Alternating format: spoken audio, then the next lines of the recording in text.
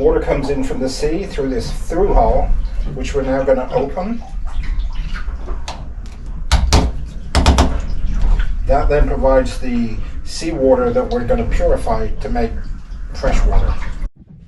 Water comes from the sea through this tube up to a seawater strainer. That just gets rid of large seaweed, then goes through a black lift pump and through these two filter units, and from there it's pumped onto the high pressure pump that takes it into the reverse osmosis membrane. One of these filter units is shown, a clean one is shown in front of you, and it filters with pore sizes of 5 and 20 microns.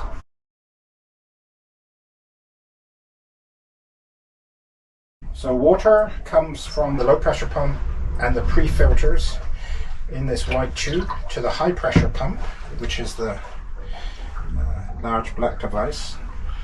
The high pressure water then leaves that pump through the black tube, and that tube feeds around and up into the reverse osmosis membrane, or semi-permeable membrane, which is housed in the long black tube.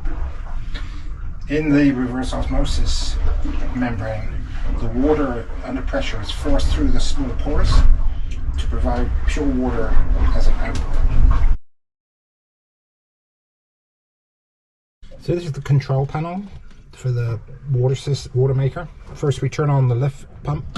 That's pumping the water through the pre-filters, the 5 and 20 micron filters, and onto the high pressure pump.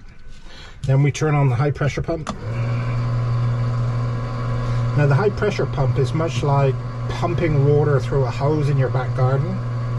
And imagine that hose has very small holes in the side of it.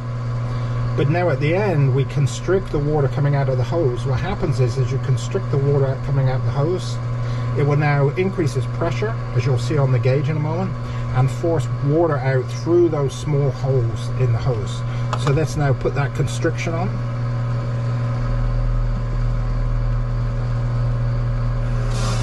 So pressure is building. And this is the pressure that's pushing the water, but not the salt, through the holes in the semi-permeable membrane of the reverse osmosis system.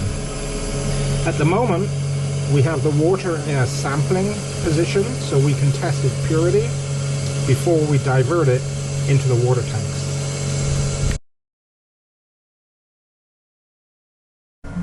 This is the sampling port, which the water that's coming through the membrane is now coming out of. We're going to sample the purity of the water before we move it to the tanks. So we'll put some water in a cup.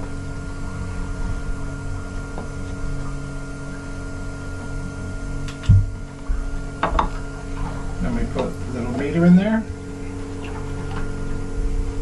328, that's good.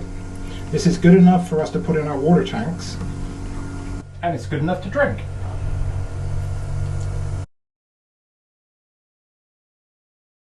So now the water is good enough to drink.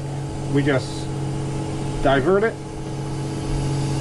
into the holding tank, and it will make water at about 13 gallons per hour. So we'll put it on for a couple of hours and we'll get 26 gallons. Up in the navigation station, where we're looking at the charts, we can also switch to a panel that monitors various tanks, fuel tanks, but importantly here, the starboard water tank. You see it's at 61% full. We're now making water, and we're going to put in about 25 gallons to top it off. We're currently using our port water tank as a reserve, just in case anything goes wrong. We've got about 100 gallons of water remaining.